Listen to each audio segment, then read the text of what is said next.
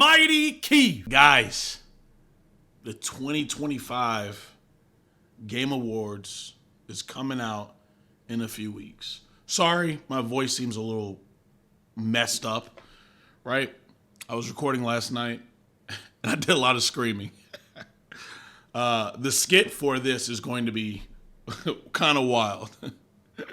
If I let some stuff in, it depends on what I'm editing in or out. But anyways, listen, I want to vote today with you guys, right? I'm sure you guys already did it. The site crashed like within the first 5 minutes of this being live, but now that it's cooled down a little bit, I wanted to go ahead and do my voting and kind of go off of why I'm doing it, right? So let's check it out. Let's see what's going on. I logged in with Twitter. So what the fuck? They want me to start with Game of the Year? I don't remember if that's how it was last year. Listen, we're not doing that till later. Sorry, buddy. We're gonna do Game of the Year, but I want to do the others first. Some of them I do not care about, so I'm gonna go quick through some of them. But things like, for example, best game direction. Okay, I didn't play Split Fiction. Hades was incredibly good. I didn't finish it, but it was essentially an evolution of Hades 1. Ghost of Yotei was very good. It was essentially an evolution of Ghost of Tsushima.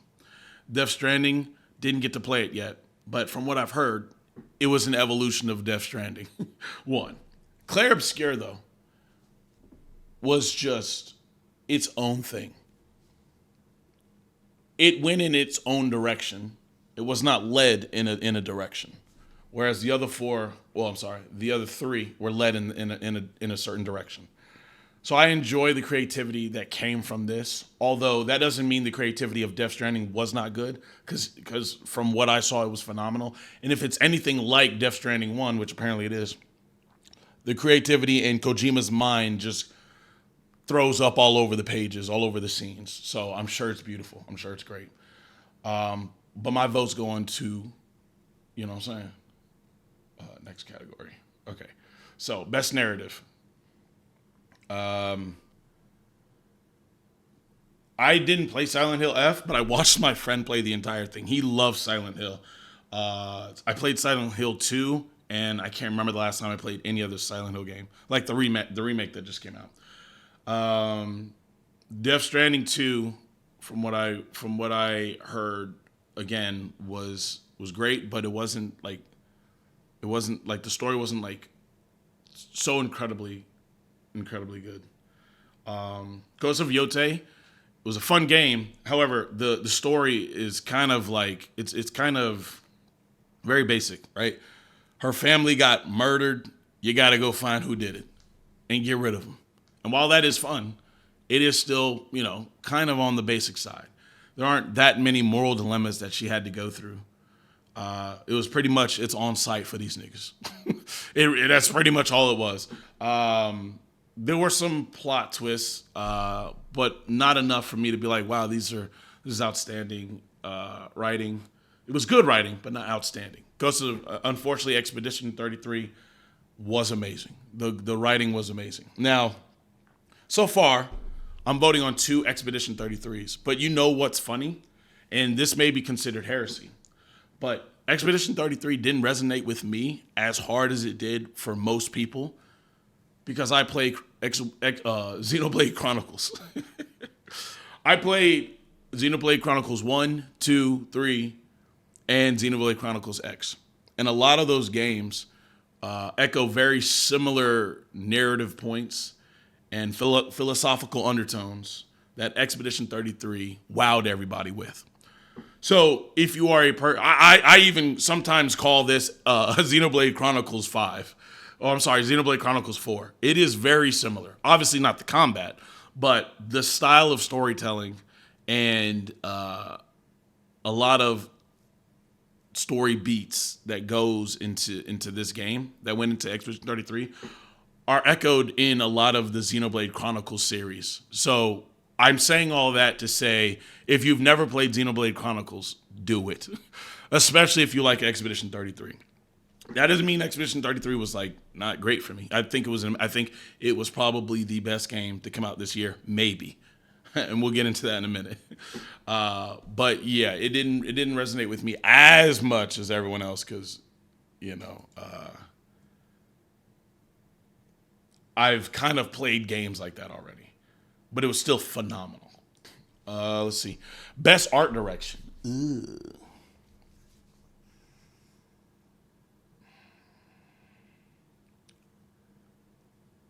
Okay, so in my head, I'm thinking I really like the art of Hollow Knight. I'm not gonna lie. Like here's the thing. I think Expedition 33 is gonna sweep a lot just because it is so different. It is so different.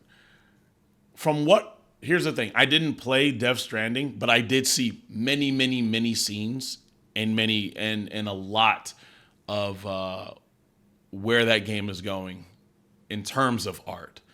And I think it's incredible. I actually think it's very good. I think Kojima is is like a genius at displaying art expression. Um, so this is hard, actually. The other two were very clearly like Expedition 33. Um,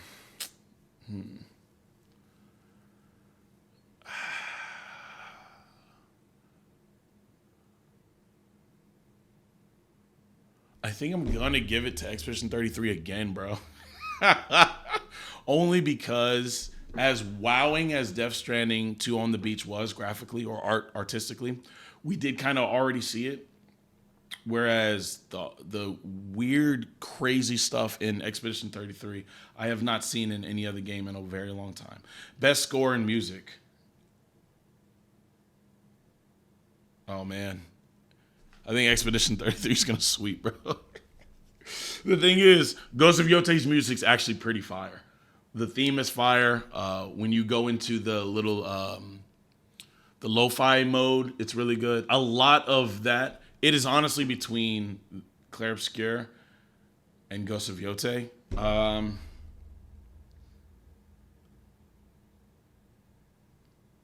It's honestly between these two because these were very good scores. Um, I think I'm gonna give it to Ghost to Clair Obscur though. I think it was just too good, and that's what's sad is that in a lot of oh actually this is the first one that Clair Obscur does not win in for me at least. This is not even close. Battlefield 6 is so good. Battlefield 6 is you literally feel like you're on a battlefield, bro. The immersion in that game is top notch, like actually top notch. You hear like you could damn near play the game blind and still know what the hell is going on, bro. That's how good the game design is. That's how good that sound design is. So yeah, that's definitely going to Battlefield. Okay, so it looks like Clair Obscur has finally got knocked off. Okay, best performance. Um, 3 out of the 6 are all Clair Obscur. Wow. Wow. All right, so here's the thing. Troy Baker, I love him as a voice actor. He is one of my favorite voice actors. Um, I think Erica did a very good job at Atsu. Um, and here's what's crazy. For a while, I did not know that Gustav was Charlie Cox, which makes me want to vote for Charlie Cox because it's like if it's if you have a voice that is indistinguishable, I think that's very good because you can be anything. Um, but Ben Starr also did an amazing job as forgot his name. Dang, I forgot his name. The not Gustav. I forgot his name. Uh, and unfortunately, you don't. Well, I don't know how much of a spoiler this is, so I'm gonna shut up. But you hear Ben Starr much more. I don't know how to say it. I don't know how to say it.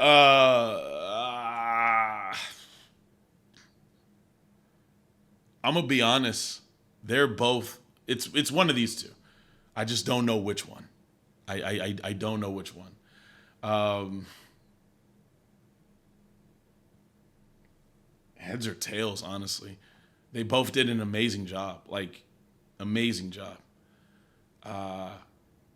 But I think I'm going to go with Charlie Cox because you knew that was Ben Starr. Like, it sounded like Ben Starr, which I don't, it feels weird for me to even have that as like, it's not even a negative criticism because there's a lot of voice actors that sound like them in real life that are still great. But I guess if I can break, like, since it's 50-50, I have to find very minuscule things to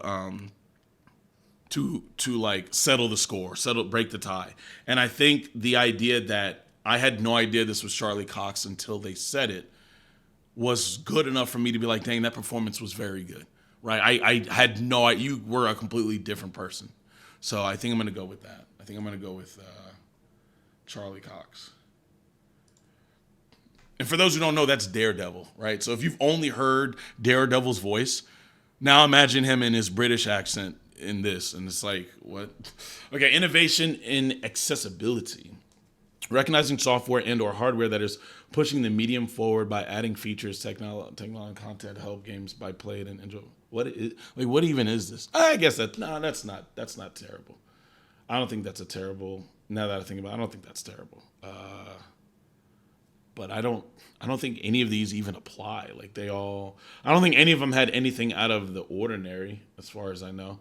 Medium forward by adding features. So basically saying, hey, this is a video game. Even if you're like the worst of the worst, you could just hop on it. I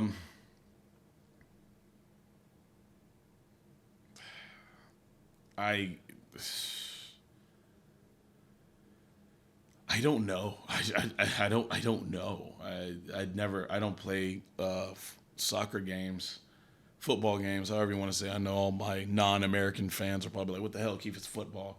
I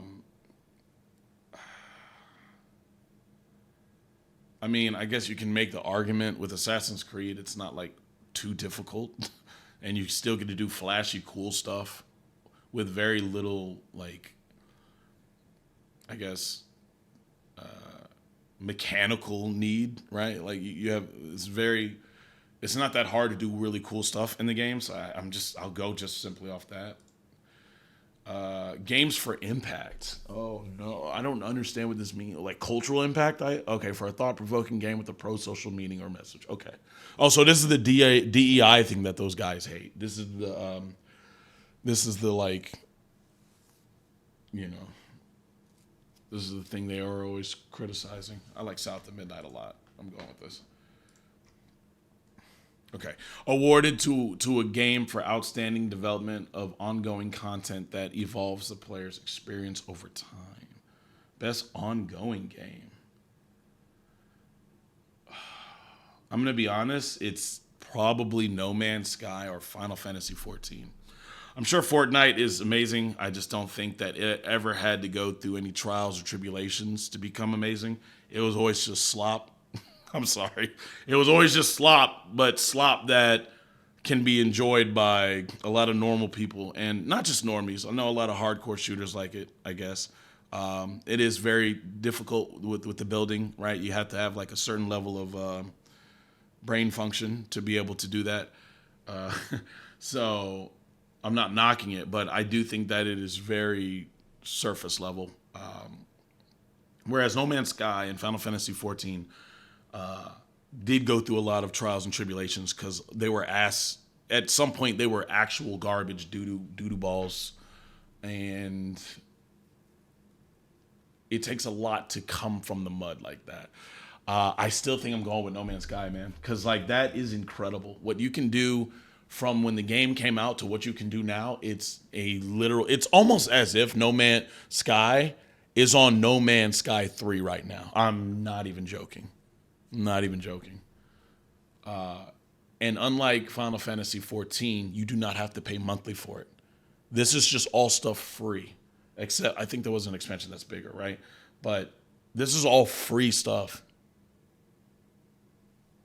They've given you now more than what they said was going to come into the game. So I'm going with that.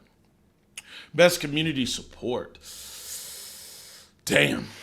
I mean, honestly, how is this just not like the same category? Or okay, so transparency, bro, No Man's Sky. Or Baldur's Gate 3. Baldur's Gate 3, if anything, it's a negative because they said they were done giving you DLC and then they gave you more free DLC. So that's not very transparent. You lied to me. You said you weren't going to give me any more free stuff and you kept giving me free stuff. So I can't go with it. Could you imagine? No, but No Man's Sky is beyond. Like I said, I'm treating this just like the previous. I don't see much difference from the previous category. No Man's Sky is just, I think, the best ongoing game. What the hell? Let's just change my vote. Why would I do that? Next category. All right, best independent game for outstanding creative and technical achievement in a game made outside the traditional publisher system. Oh, it's just indie? Why didn't they just say best indie? I don't know. My brain didn't register it yet. Oh, hell no. Like, how, like, you know what I mean? Like, which sucks because I was going to change my vote. Absalom is very good. Okay, actually, this is interesting. Megabonk, right? Megabonk, I was literally just playing it. I have over 100 hours in Megabonk. I have over 100 hours in Megabonk because I can't stop playing this game. This is somehow the most addicting game I've played this year. This is the most hours I have in a video game this year. And they decided to leave themselves today, right, or yesterday. They removed themselves from the indie lineup. Oh, I think it was indie debut lineup, right? So there's indie game and then there's indie debut game. I think it's a completely different category. They removed themselves from it because they said technically this is not our first game and it would not be fair to have this game appear against people who actually had their first game. And I think that's such a Chad move. That's such an amazing move, bro. Because it would have won. It would have won. It would have. I don't even know what it was up against. Probably was against Claire Obscure, actually. That might not have won. I don't know. Is that fair, though? Because aren't the people who do Claire Obscure, didn't they also weren't they like ex-Ubisoft people? So didn't they technically already make games before? But no. Yeah, Megabonk is incredible. I don't know. I couldn't, bro. That's the best like $8 I've ever spent ever. $8 for 100. I'm sorry, $8 for 100 hours of fun, bro. And I just got the dice head, dude. 100 hours later, I just got the dice head, dude. There's just so much other stuff to get. But yeah, Absalom's also very good. It's a roguelite, beat 'em up. If you like beat 'em up games, it's a roguelite. And of course, these two, dude, any other year, these two would be like in top contention for this, right? But Claire Obscure is just on a different level, man. It's just here it is. Best debut indie. So it's only 4. There would have been Megabonk here, right? And this sucks because had Claire not been here, I would have definitely did Dispatch, bro. I would have definitely did Dispatch. I hope Dispatch is in something else so I can click, so I can do it. Best mobile game. I'm going to be honest, chat. I don't be playing mobile games like that. I'm an old man and I have been ingrained with the idea that mobile games are just quick fixes that don't have much quality. They have paywalls. They're not very good. You play for 2 hours and then they ask you for more money and then you play and then I feel like that's just how I think. Am I correct? I don't know. I probably am not. It's 2025, and I have a very 2016, 2017 mindset about mobile games. But that's one of the reasons I don't play them. I played Genshin Impact for a little bit, had fun, until I didn't. So I don't know anything about these. I'm gonna be honest. I'm gonna go with Persona. Never even played it. I've never played any of these games. But I've played Persona 5. And just off that alone, I'm going with Persona because I have nothing else to go off of. This game might be absolute dog shit. I have no idea. The Phantom X, I have no idea. But I loved Persona 5. And just off that, I'm just going to click it because I haven't played this or any of those other games. Best VR, AR games, again, never played it. But I like Alien the most, so I'm going with Alien. Don't know any other categories. Best action game. Okay, this sucks ass. Fuck. The reason why I say that is I'm I was kind of disappointed with Doom: The Dark Ages. I thought it was pretty good at first, but then I went back and played like Doom 1 and Doom Eternal, and I was like, damn, these are so much better. That doesn't mean Doom: The Dark Ages is bad, by the way. I still enjoyed it, but it wasn't. I know that Doom and Doom Eternal are very different. Doom 2016, Doom Eternal, very different. They're similar, but like they're very different. But Doom: The Dark Ages is very, very different.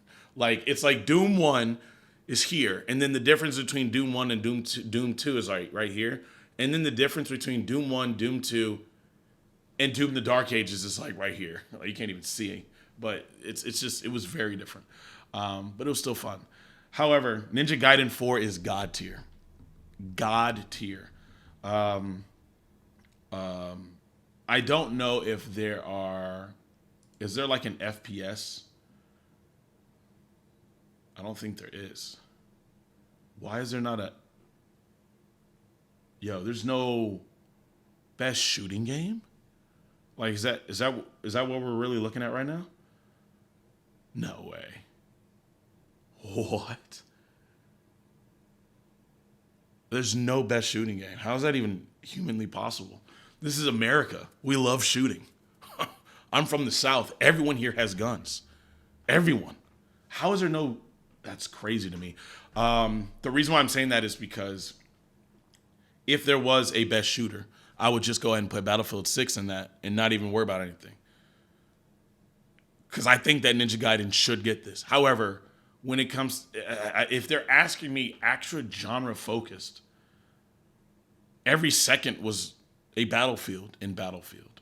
So I'm going with Battlefield. Okay, best action adventure. See, like, what the fuck? I don't understand these categories, man. What was the point of the last category? This is best action adventure? Okay. I'm going Ghost. This is actually kind of easy. I'm not gonna lie. Ghost of Yotei was clearly the best like action adventure game in those categories. Best RPG. Like what the fuck? Okay, actually, hold on. Clair Obscur was very good, but when I think about RPG, I think about the entirety of RPG, like a role-playing game. Whereas you can mid-max your characters, you have decision makings on your builds, decision makings on how the world works, decision makings that are important. And honestly, this is gonna be crazy. I enjoyed Outer Worlds 2 a lot. I did. I think that got hella slept on, probably because they were stupid and did the whole $80 thing, blah blah blah. You shouldn't have done that. Terrible marketing, terrible. But this was actually legitimately very good game. This was actually a very, very good game. A lot of the gripes I had with the first one were alleviated in the second one. I felt like my choices mattered for a lot of it.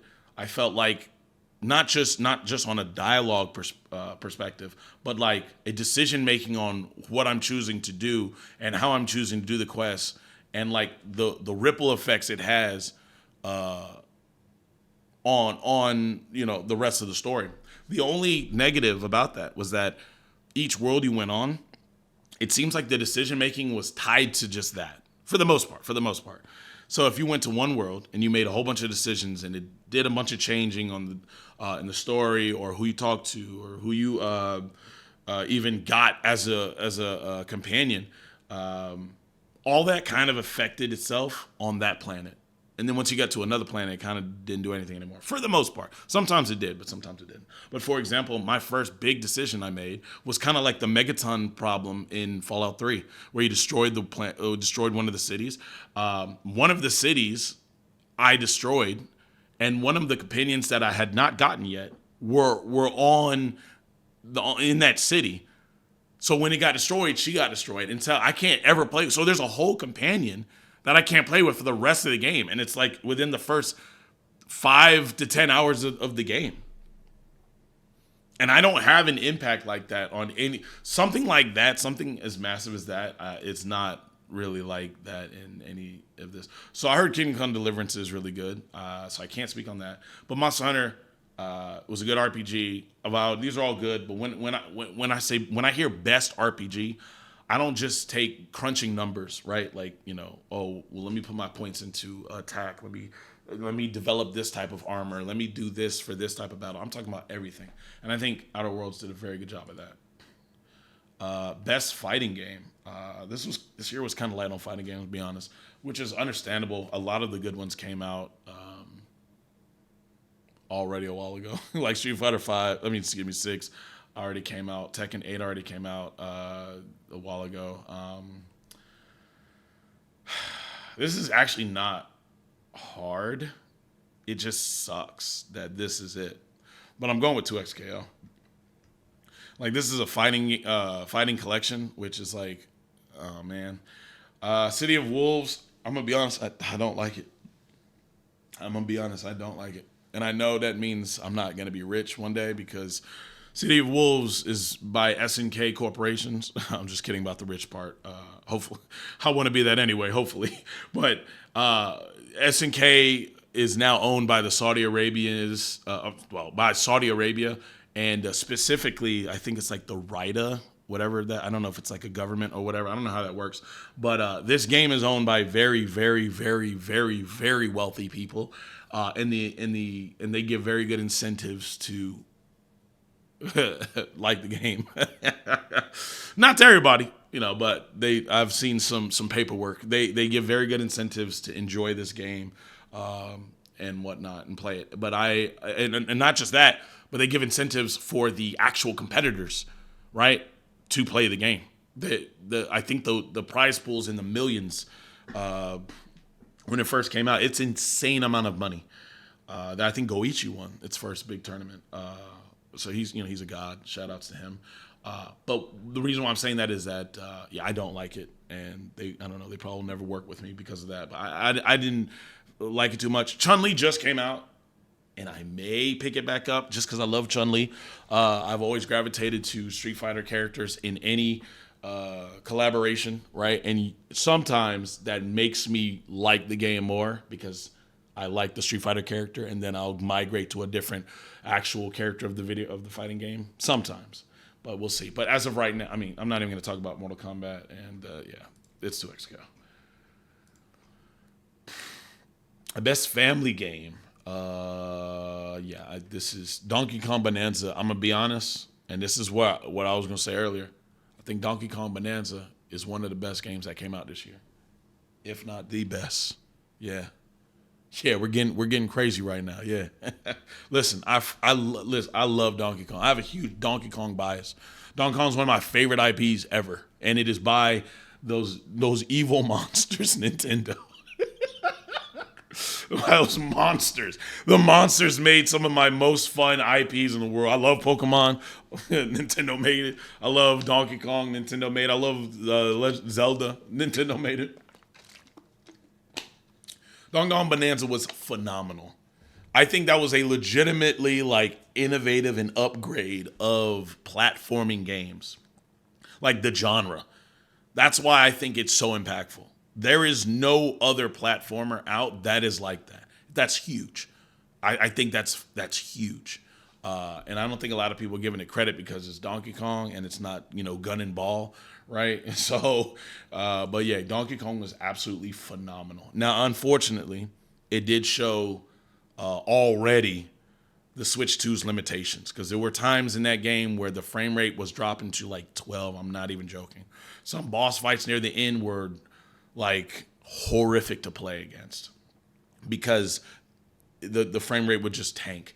And you're like, bro, this is like a launch title for, it's not really, it came out a month after the Switch 2, but it's like a launch year title, and it's just already chugging. I don't like that.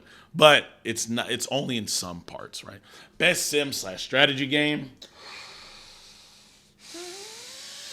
Okay. This isn't fair, because Final Fantasy Tactics, I've waited almost over 10 years for the remaster to come out, or I wanted a remake, but I took it. I took the remaster. I was like, whatever. Okay. Um,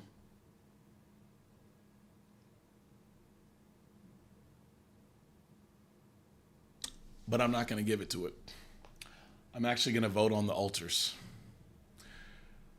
I think the altars was a video game that also didn't get the highlight it deserved. That's actually a very good game. For those who don't know, it is a kind of a management system game.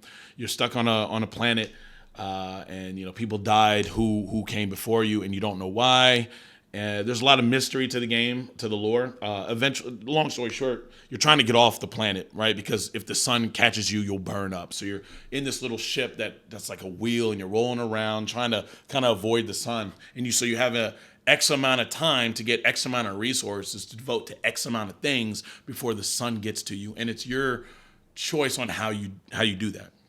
Along that path of decision makings and management, you also find out that you can clone yourself, right? And every time you clone yourself, they do different tasks, like an engineer, a scientist, a bodyguard, a miner. There's a lot. There's like 14 or more, or some crazy amounts of alters, right? That's why the game's called alters, right? Alternate versions of you, and you have to manage them as well because they all have different personalities. Why? Because they are actually versions of you that the original character that you play, they're like the versions of the choices the original character didn't make, and the consequences of that. So, for example, I believe in one of them, you have the choice to stay home and help your like recently divorced and cancer mother, or mother who has cancer, or go to college like she wants you to and become something successful, like any parent would want, right? Any parent would want that. So you have the choice to just stay behind, get just a regular job, be a regular guy, and help your mom through the remaining years that she has on this earth, or do what she wants, go and apply yourself, become the best version of you, and obviously you sacrifice time with your mother, and you don't get to see her again. That part of you comes back, right? And now you're some scientist, but you're much more colder, you're much more calculated. And that personality might conflict with not only the original person, but your 12 other alternates. And they all have conflicting personality. It's an amazing game, bro. It's an amazing game. Like, it's so good. Like, and it's $30. And it's on Xbox Game Pass. But it's so good. Best sport racing game. I'm going with Mario Kart simply because I have not played any of these other games. I did hear Sonic Racing Crossworld was good, but I don't know. I feel weird voting on something that I didn't play. You know what I mean? So I'm just voting on it simply because I played this game. I feel weird voting on something I didn't play if there's other stuff that I did play. Best multiplayer, guys. I know the talk of the town is Arc Raiders, and trust me, I love Arc Raiders. But I genuinely think Battlefield 6 is not only the best multiplayer game, but one of the best games. It should have been on the Game of the Year. I'm going to be honest. It should have been on the Game of the Year. They did their thing with Battlefield 6. It's incredible. It is literally everything I've wanted out of a first-person shooting multiplayer game. I have no desire to play any other multiplayer shooting game outside of Arc Raiders. If I want, while I'm playing Battlefield 6, or just the idea that I can go on Steam and just play it anytime. Okay, best adaptation. So I didn't see any of these. I didn't see the Devil May Cry one. Oh, no, I did see. I didn't really like, I'll be honest. There was some, I didn't really like Devil May Cry. I didn't see the Minecraft movie, didn't see stuff. I didn't even see the season 2 of Last of Us, but the first season was good. Until Dawn, I don't know. This is a toss-up, bro.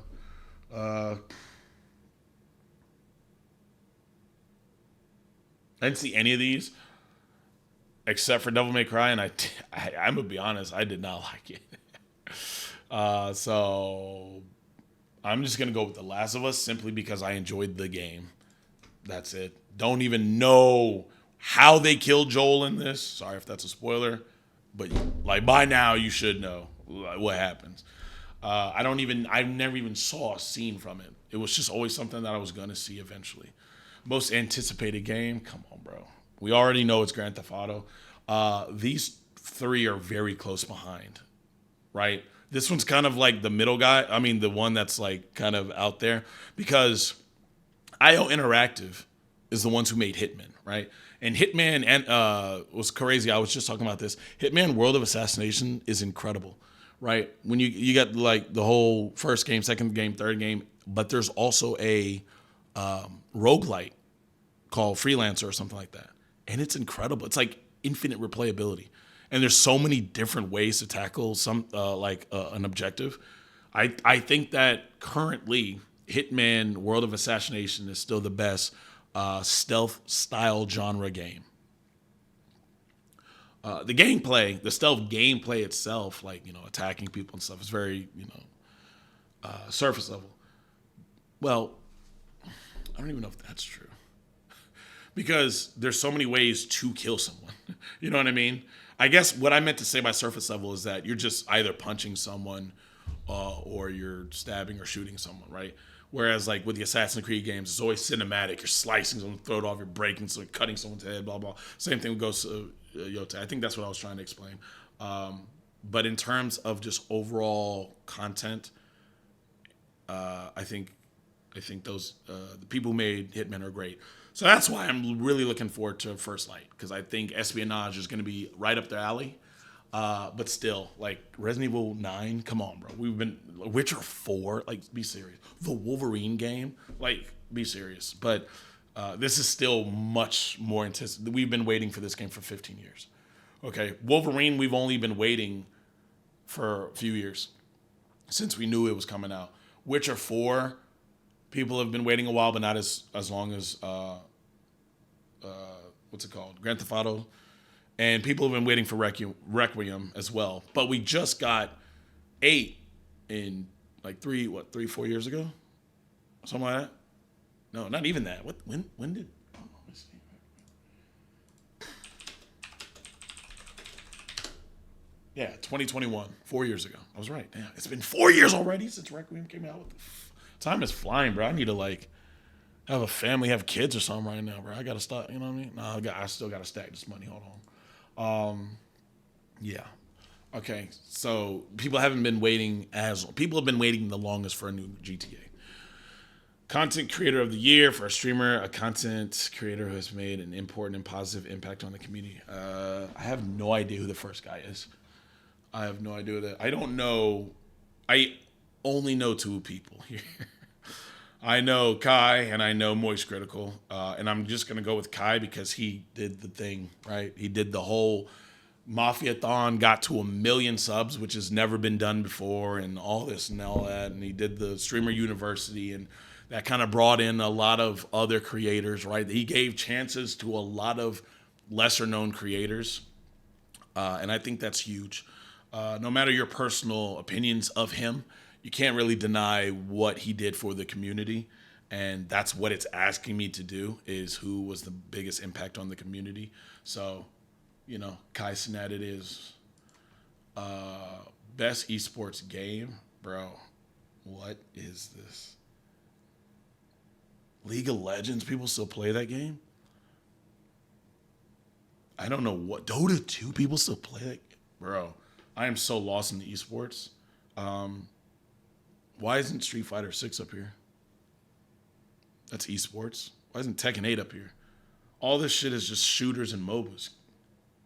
I don't want to. This shit whack, bro. That's why I don't even like it. Man, can I skip the vote? I'm just going to do League of Legends because no, I'm going to do Valorant. I was about to say, that's the only game I played of these. I'm going to do Valorant because I did like Valorant. Best esport athlete? I have no idea who. Wait. Is this, no. Oh, I'm going with Kekaru. Oh, no! Menard. That's my guy.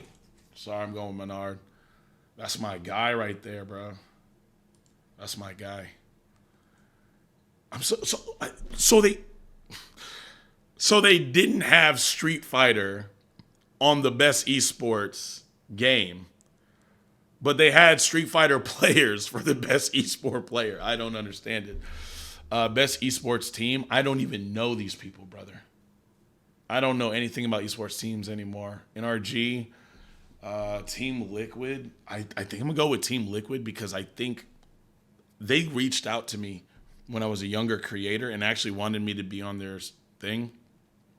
But the deliverables were just not something I wanted to manage at that time. But I've always had a liking to them because I've also had Smash Brother friends who were on Team Liquid and other friends, and they're the only esports team that ever reached out to me. This is early in my career, right, when I was still doing Smash content. So I'm gonna go with Team Liquid.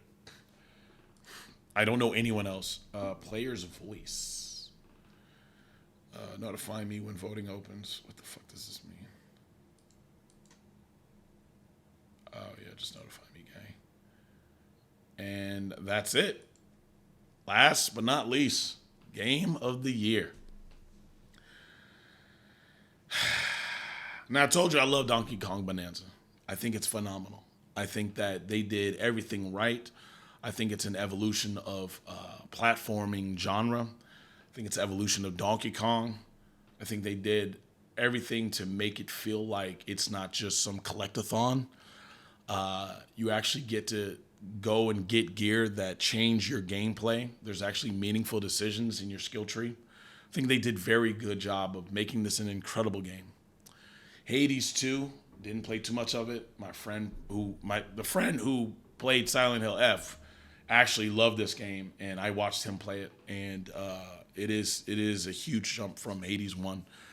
There's a lot of times I'll be like, yo, if you haven't played, game 1 or game 2, which is the sequel, I say just play game 1 first to understand game 2. But if you said like I'm stuck between playing one or Hades 1 or Hades 2 for the rest of my life, which one would it be? It'd be Hades 2. So it was a good evolution. Again, Kingdom Come Deliverance, I played a little bit of the first one, never got into the second one. Hollow Knight Silk Song I thought was very fun for the time I put into it. It did essentially feel like just more Hollow Knight, though. I'm not going to lie. Similar to Ghost of Yote, where it's like, okay, this is just more Ghost of Tsushima, just dialed up to 11. Hollow Knight was more, Silk Song was more, which is not a negative, by the way. Not a negative, right? But when I think of like sequels, like Donkey Kong, that was a evolution of the series. I don't think Hades 2 or Hollow Knight Silk Song are evolutions of the series. And I don't know if Kingdom Come Deliverance is either. I don't know if Death Stranding 2 is a evolution of Death Stranding 1. However, Clair Obscur is not an evolution of anything. It is his own product, organically grown from the soil. It wasn't dependent on anything else. Its foundation is rooted in its own design. It's incredible. It's an incredible game. It marries everything that you've wanted in a turn-based RPG. I know a lot of people were trying to call it Parry Slop. Those people are stupid. Don't listen to them. The dialogue, the emotional roller coaster, the combat, the ability to the post game, the ability to design your characters however you want to achieve, your winning.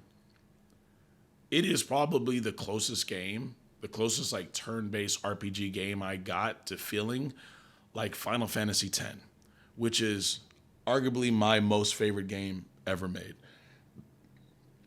At least my most fun RPG ever made, right? And I didn't think games like that could be made anymore. It married everything so well. Emotional connection, the music, the combat, the art design, the interpersonal dynamics of the characters, the villain. the mystery. I loved it. And I do think that Clear Obscure is the best game of the year. Round of applause. It's over. My voice is still dead. But yeah, there we go, boys. We have done it. All categories voted for, and the reasons why I voted for them. But yeah, this was fun. It was really long, probably like an hour long, I think. But anyways, let me know what you think. Let me know what you guys voted for Game of the Year, or if you have any grievances in what I've said about why I've said it. Or if you praise it and be like, yo, I agree, Keith, let me know in the comments, man. This is fun. And I am going to work or continue editing the skit that I have about this that you guys will see on my main channel, which is going incredible right now. I think I gained about 16,000 subscribers in the past 2 weeks on that channel. And I thank you all so much for that. So much. All right, boys, I'm out. Peace.